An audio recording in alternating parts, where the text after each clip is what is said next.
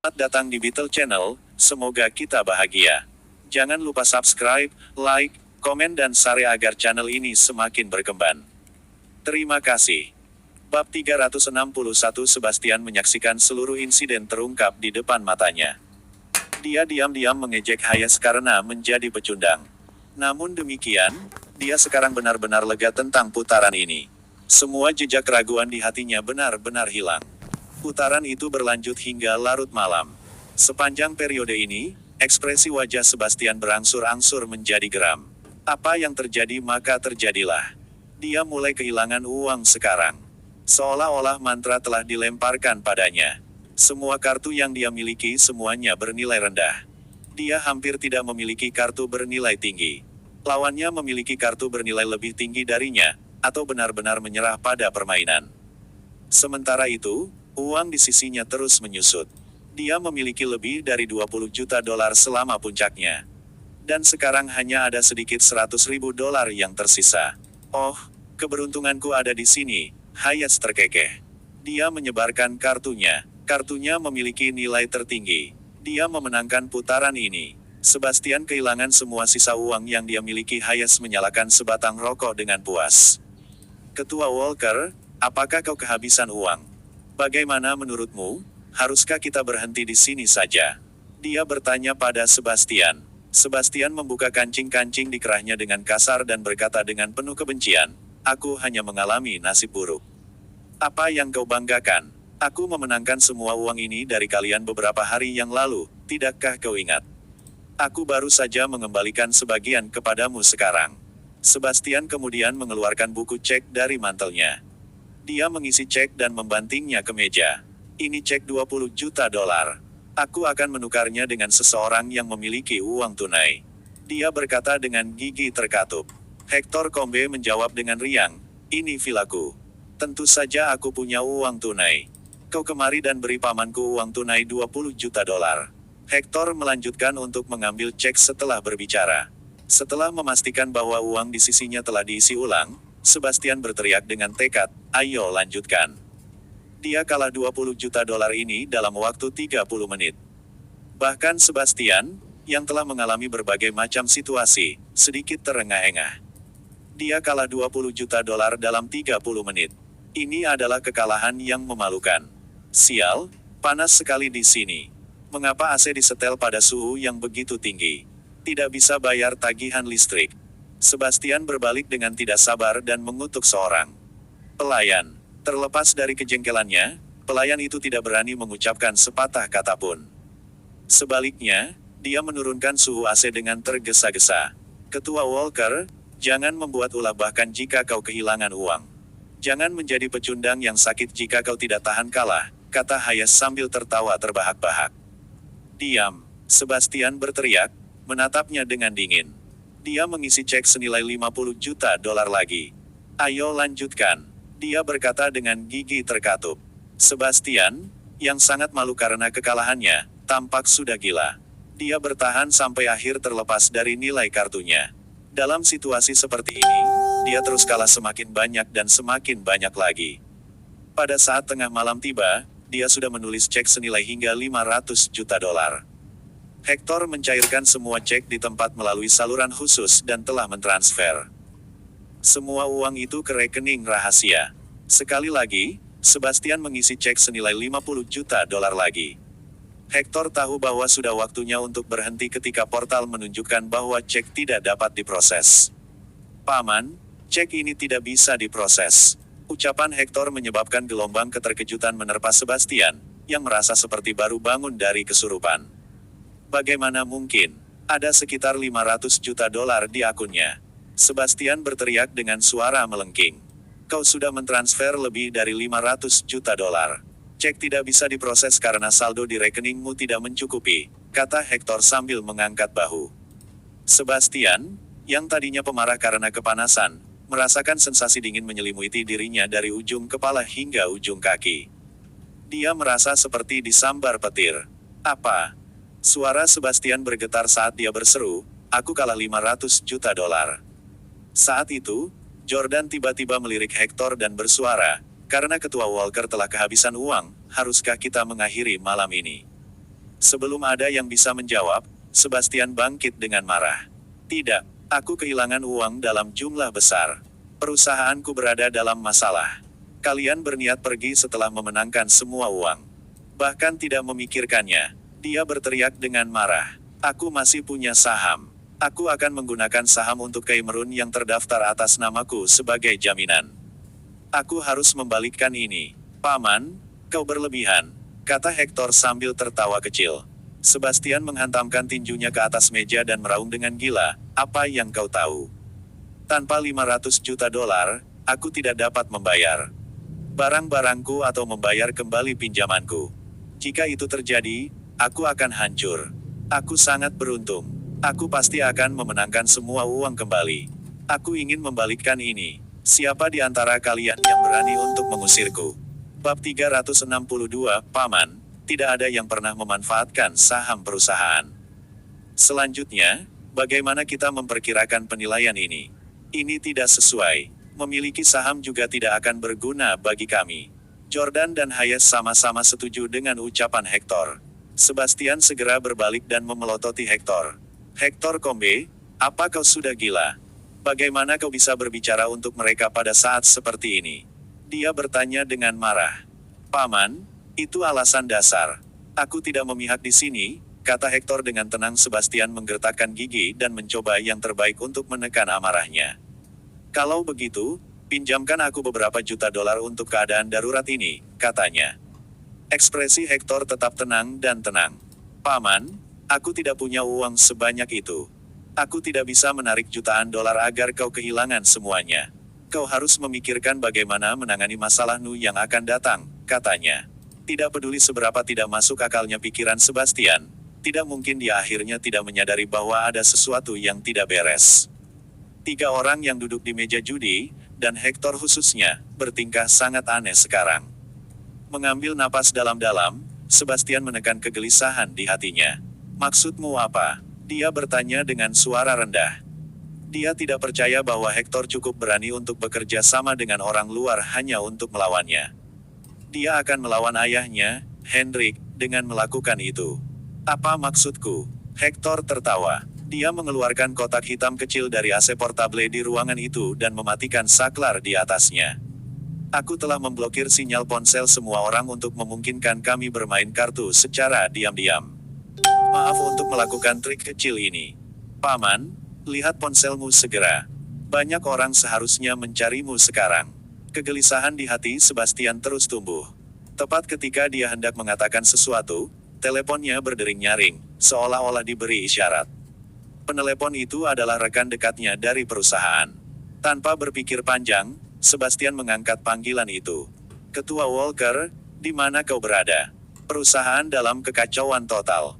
Aku sudah menelponmu selama 4 jam berturut-turut, tetapi kau tidak mengangkat teleponmu. Sebastian berbicara dengan nada rendah dan berwibawa setelah mendengarkan suara cemas di ujung telepon. Untuk apa semua panik? Cepat katakan padaku apa yang terjadi. Kita tamat, Ketua. Semua perusahaan pinjaman swasta tempat kita meminjam uang tiba-tiba datang untuk meminta pembayaran mereka. Namun, akun perusahaan tidak memiliki tanda tanganmu, jadi kami tidak dapat menarik uangnya. Selain itu, Departemen Keuangan memberitahu kami bahwa dana di rekening terus menurun. Hanya ada beberapa ratus ribu dolar yang tersisa di rekening. Sebastian merasa seperti disambar petir. Dia telah mengubah semua dana di rekening perusahaan menjadi cek dan telah mempertaruhkan semuanya. Uang itu hilang sekarang. Namun, yang paling aneh adalah bahwa hutangnya kepada perusahaan pinjaman swasta belum berakhir. Mengapa mereka menagih hutang sekarang? Bukankah hutangnya baru akan jatuh tempo dalam waktu beberapa bulan? Tanya Sebastian, tenggorokannya kering. Rasanya seperti awan gelap menjulang di atas kepalanya, berkumpul untuk membentuk jaring yang tidak bisa dihindari. Jaring akan jatuh padanya dan memakannya utuh di saat berikutnya. Aku tidak tahu. Mereka mengabaikan bunga dan menuntut kita untuk membayar kembali pokoknya sekarang. Karena kami tidak dapat menemukanmu, mereka pergi ke supermarket untuk menyebarkan berita. Selusin karyawan bertanggung jawab atas setiap supermarket. Masih ada puluhan orang di kantor pusat perusahaan. Panggilan masuk meledakkan ponselku. Keringat dingin membasahi Dahi Sebastian saat dia mendengarkan berita itu. Sementara telapak tangannya memanas, sensasi dingin menyapu kepalanya. Sebastian menutup telepon sambil mengabaikan permintaan bantuan rekan dekatnya yang mengerikan. Dia menatap tajam ke arah Hector. Hector Combe, apa yang terjadi sekarang? Hector mengabaikan Sebastian, yang hampir meledak karena marah, dan berjalan menuju pintu. Dia langsung membukanya. Tatapan Sebastian berbelok melewati pintu dan mendarat di sofa di villa. Jacob Combe, yang duduk di sofa, sedang menikmati secangkir teh dengan seorang pria muda dengan sopan. Jasper Line. Jantung Sebastian terlonjak kaget. Dia merasa seperti semua darah di tubuhnya menjadi dingin. Bab 363, dia tidak pernah menyangka Jasper Line muncul di sini. Hector segera keluar dari ruangan. Dia berdiri kokoh di depan Jasper dan membungkuk padanya dengan sopan. "Tuan Line, semuanya sudah selesai," katanya. Jasper menyesap tehnya dan tertawa kecil. Lumayan. Ekspresi kepuasan dan kebahagiaan muncul di wajah Hector setelah dipuji oleh tuannya. Ini adalah nilai berbahaya bagi bajian seperti dia. Pelipis Sebastian berdenyut-denyut saat melihat itu semua. Jasper mengangkat kepalanya untuk melihat Sebastian, yang diliputi emosi yang campur aduk. "Lama tidak bertemu, Ketua Walker. Apa kau begitu terkejut melihatku di sini?" Dia bertanya dengan acuh tak acuh. Sebastian menggertakkan giginya saat dia mencoba menekan kegelisahan yang luar biasa di hatinya. Menekan kegelisahan yang luar biasa di hatinya. "Jasper Line, beraninya kau muncul di hadapanku ketika aku bahkan tidak repot-repot mencarimu. Apa kau tidak takut aku akan membunuhmu?" Dia bertanya dengan suara yang sama sekali tidak memiliki kehangatan. Jasper meletakkan cangkirnya sambil terkekeh. "Dengan ikimu, aku sangat heran bagaimana kau bisa menjalankan bisnis skala besar seperti Cameron. Mengenai mengapa aku cukup berani untuk muncul di sini, apa kau belum mengerti juga sekarang?" Hector juga menghela napas. "Paman, dari semua orang di dunia, kau hanya perlu membuat Tuan Line gelisah. Aku tidak punya pilihan. Aku akan memberimu nasihat, cepatlah dan mohon belas kasihan Tuan Line. Mungkin dia akan melepaskanmu hidup-hidup," katanya. Sebastian meledak dalam kemarahan. "Omong kosong apa yang kau bicarakan?" Dia berteriak sambil menunjuk Hector dan Jasper. "Apa yang kalian berdua lakukan? Apa maksudmu? Kau memintaku untuk meminta maaf kepada idiot ini. Apa kau sudah gila, Hector Combe?" "Kaulah yang gila," Hector membalas tanpa basa-basi. "Paman, kau telah menyinggung seseorang yang seharusnya tidak kau sakiti. Kau membawa kehancuranmu sendiri. Berhenti berteriak sekarang. Datang dan akui kesalahanmu pada Tuan Line sekarang juga," katanya. "Jangan panggil aku pamanmu. Kau bajingan bekerja sama dengan orang luar untuk melawanku. Apa kau masih memiliki keberanian untuk memanggilku pamanmu?" Sebastian meraung marah. Hector mencibir. "Yah, kau tetap saja menyinggung Tuan Line, Sebastian Walker. Mengapa kau tidak datang untuk meminta maaf?" Dia bertanya. Sebastian menatap tajam ke arah Jasper. Dia berteriak sambil menunjuk Hector dan Jasper. "Apa yang kalian berdua lakukan? Apa maksudmu? Kau memintaku untuk meminta maaf kepada idiot ini. Apa kau sudah gila, Hector Combe?" "Kaulah yang gila," Hector membalas tanpa basa-basi. "Paman, kau telah menyinggung seseorang yang seharusnya tidak kau sakiti. Kau membawa kehancuranmu sendiri. Berhenti berteriak sekarang.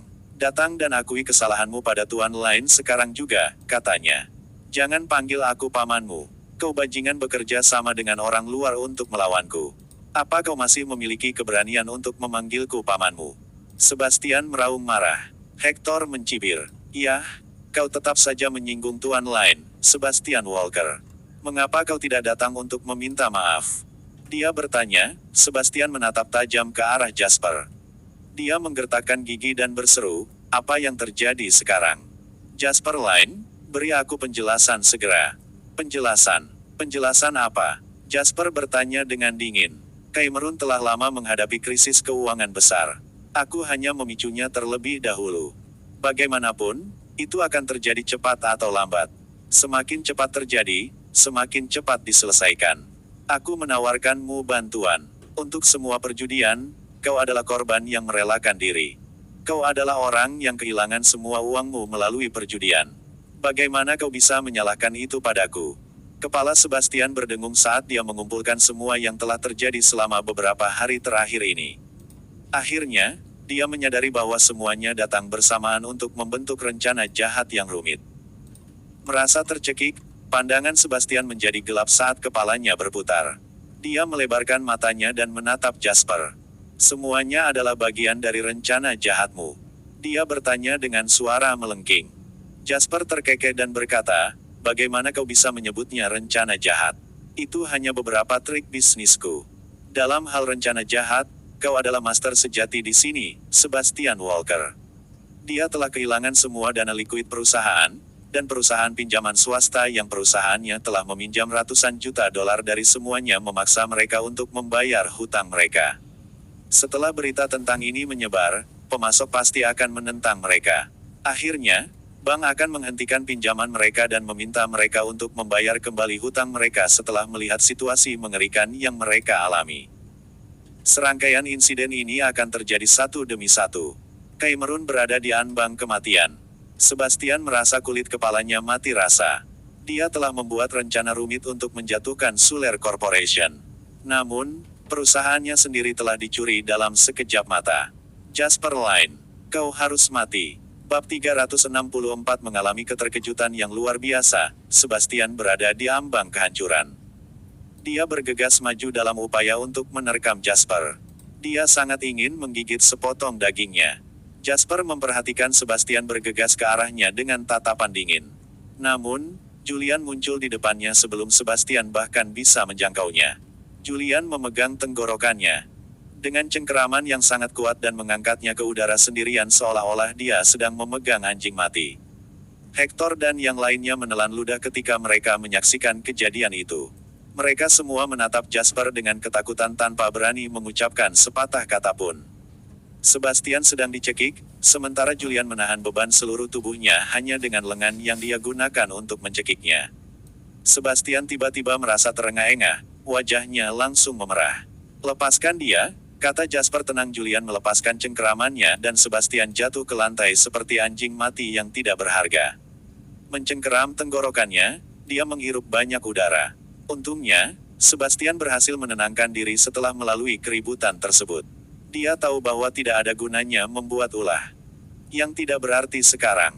Karena itu, dia mencoba yang terbaik untuk mengangkat kepalanya dan menatap Jasper. Bukankah kau hanya menantu Dawson Suler? Apa yang memberimu hak untuk memerintah keluarga Combe? Dia bertanya dengan marah.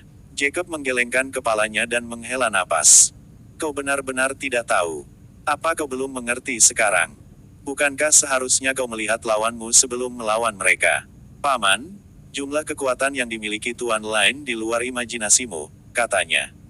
Lupakan keluarga Combe. Kau pernah mendengar apa yang terjadi pada Brett dan Eric Turner beberapa waktu lalu, bukan? Mereka menyinggung Tuan Line dan lihat apa yang terjadi pada mereka. Mereka harus membayar kompensasi $1 miliar. Pada akhirnya, Eric Turner harus mengundurkan diri dari posisinya sebagai ketua Motley Media, bahkan Turner telah menyerah. Apa yang bisa kau lakukan? Wajah Sebastian langsung memucat. Dia menatap Jasper tak percaya. Tatapannya penuh dengan keterkejutan. Dia tampak seperti baru saja melihat hantu. Siapa kau? Mengapa kau tidak memberitahuku bahwa kau memiliki latar belakang yang begitu kuat? Sebenarnya, kau tahu segalanya tentang identitasku. Sedangkan latar belakangku, aku berbeda dari orang lain. Aku adalah latar belakang terkuatku sendiri, kata Jasper dengan tenang. Ekspresi Sebastian berubah seketika. Akhirnya, dia sepertinya kehilangan semua energinya. Dia menundukkan kepalanya di depan Jasper dan bertanya, apa yang harus aku lakukan agar kau melepaskan aku? Melepaskanmu? Pikiran itu bahkan tidak pernah terpikir olehku, kata Jasper, berpura-pura terkejut. Sebastian tercengang. Apa kau benar-benar ingin melakukan pertempuran hidup dan mati? Dia bertanya dengan marah. Kau sepertinya tidak mengerti keadaanmu saat ini. Apa yang kau maksud dengan pertempuran hidup dan mati? Kau sudah menjadi orang mati. Tidak mungkin kau bisa keluar dari sini hidup-hidup, kata Jasper sambil tertawa tertahan. Sebastian mencoba yang terbaik untuk mengendalikan amarah dan keengganannya. Bagaimana kau mendapat keuntungan dari mengalahkan aku? Mengapa kau begitu keji dan kejam? Dia bertanya, Mendidih karena marah. Sejujurnya, mengalahkanmu tidak memberiku keuntungan apapun. Jasper berkata tanpa basa-basi sambil menatapnya. Namun, karena perselisihan di antara kita banyak, aku harus membalas dendam yang pantas aku dapatkan, bukan begitu? Sebastian gemetar setelah mendengar apa yang dia katakan. Apakah kau berniat membalas dendam untuk Dawson Suler? Dia bertanya dengan kaku. Kau membunuh istri calon ayah mertuaku. Apa kau pikir aku akan melepaskanmu begitu saja? Tanya Jasper. Sebastian mengepalkan tangannya. Tubuhnya sedikit gemetar karena semua amarahnya yang terpendam dan emosi yang luar biasa. Apa yang ingin kau lakukan? Aku ingin melihatmu kehilangan semua yang kau miliki. Itulah harga yang harus kau bayar. Jasper berdiri dan perlahan berjalan di depan Sebastian. Meskipun suaranya tenang dan terkendali, tatapannya dingin sedingin gunung es. Bab 365, orang-orang sepertimu berpikir bahwa mereka dapat melakukan apapun yang mereka inginkan hanya karena mereka kaya.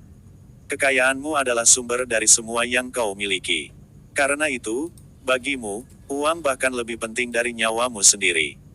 Itulah mengapa cara terbaik untuk berurusan dengan orang-orang sepertimu adalah dengan melihat dirimu sendiri menjadi pengemis miskin. Rasa sakit dan siksaan dari sesuatu seperti itu adalah pikiran yang jauh lebih mengerikan daripada kematian bagimu. Jasper lalu terkekeh pelan di depan Sebastian, yang gemetar tak terkendali. Kau kehilangan semua likuiditasmu, sehingga kau tidak dapat melunasi hutangmu kepada perusahaan pinjaman swasta. Orang-orang itu akan mencoba untuk mendapatkan kembali uang mereka dari Cameron sesegera mungkin. Kehabisan uang bukanlah masalah. Kau dapat menjual barang-barangmu karena ada banyak barang di supermarket. Karenanya, kau pasti dapat memulihkan sebagian dari kerugianmu. Setelah itu, bank akan mencatat krisis utang Cameron. Aku yakin mereka akan segera menuntutmu dan membawamu ke pengadilan. Semua ini akan terjadi satu persatu setelah matahari terbit besok. Dengan kata lain, hidupmu sudah berakhir. Sebastian menatap Jasper dengan tatapan ketakutan. Dia gemetar ketakutan. Tidak, kau tidak bisa melakukan ini.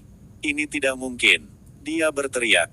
Tiba-tiba, Sebastian berlutut dan bersujud di lantai. Dia meraih ujung kemeja Jasper dengan kedua tangan. Jasper Line, tidak, Tuan Line, Tuan Line. Kau tidak bisa melakukan ini padaku, Tuan Line. Aku tahu apa yang aku lakukan salah. Aku pantas mati. Aku idiot. Aku seharusnya tidak melawanmu. Dia memohon. Aku mohon padamu. Tolong biarkan aku pergi sekali ini. Aku benar-benar tidak bisa kehilangan Cameron. Pesaingku tidak akan membiarkan aku pergi begitu saja, Tuan Line. Aku mohon padamu, tolong lepaskan aku. Jasper menatap dingin pada Sebastian, yang mulai menangis terseduh-seduh. 10 tahun yang lalu, ada seorang wanita yang memohon dengan menyedihkan di depanmu juga. Namun, apakah kau menyelamatkan hidupnya? Dia bertanya dengan keras. Suara Sebastian bergetar saat dia memohon pada Jasper. Aku dibutakan oleh nafsu dan keserakahanku saat itu. Aku benar-benar tidak tahu bahwa semuanya akan menjadi seperti ini. Sejujurnya, aku sama sekali tidak berniat membunuhnya saat itu. Aku hanya ingin menakut-nakuti dia, katanya. Siapa yang mengira dia tiba-tiba meninggal? Bahkan jika aku berani, aku tidak berani membunuh seseorang. Aku bersedia mengambil setengah dari aset Cameron. Tidak, buat 2/3. Aku akan memberimu 2/3 dari aset Cameron sebagai ganti nyawaku. Setidaknya biarkan aku menyimpan beberapa asetku. Tuan Line, aku salah. Aku benar-benar salah. Menghadapi teror dan ancaman yang ekstrim, Sebastian berlutut di tanah dan menekan dahinya ke lantai berulang kali. Suara dahi yang terus-menerus membentur lantai bergema di seluruh ruangan. Setelah beberapa saat, dahi Sebastian berlumuran darah. Jasper terus melihat tindakannya dengan dingin. Dia tidak mendorongnya untuk terus maju atau menjangkau untuk menghentikannya. Nasib Sebastian sudah ditentukan. Bahkan jika dia melompat dan mengutuk, atau berlutut untuk memohon belas kasihan. Tidak ada yang akan mengubah pikiran Jasper. Julian, panggil Jasper. Tuan Line, jawab Julian sambil maju ke depan. Bawa dia keluar. Aku tidak ingin melihatnya. Julian menggumamkan suara penegasan sebelum berbalik untuk menyeret Sebastian, yang meratap ketakutan, berdiri. Dia kemudian menarik Sebastian menuju pintu. Awalnya, Sebastian memohon pada Jasper dengan putus asa. Namun, Karena memohon tidak berpengaruh apapun, dia melepaskan semua kemarahannya. Jasper Line, kau pantas mendapatkan kematian yang menyakitkan. Ingat apa yang aku katakan. Aku tidak akan pernah melepaskanmu bahkan setelah aku berubah menjadi hantu gentayangan. Ini adalah pengingat tentang apa yang akan terjadi padamu di masa depan. Jangan puas dulu. Akhirnya, akan datang suatu hari ketika kau akan diinjak-injak oleh orang lain. Kau pantas mendapatkan kematian yang menyakitkan. Julian melemparkannya keluar dari villa dengan suara keras. Ia lalu menutup pintu dengan rapat. Akhirnya aku bisa tenang, Jasper menghela napas pelan. Dia kemudian berbalik untuk melihat Hector dan Jacob Combe. Ketakutan dan rasa hormat melintas di tatapan kedua bersaudara itu. Mereka segera berdiri tegak dan menunjukkan sikap patuh ketika mereka melihat Jasper melihat ke arah mereka. Kalian melakukannya dengan cukup baik.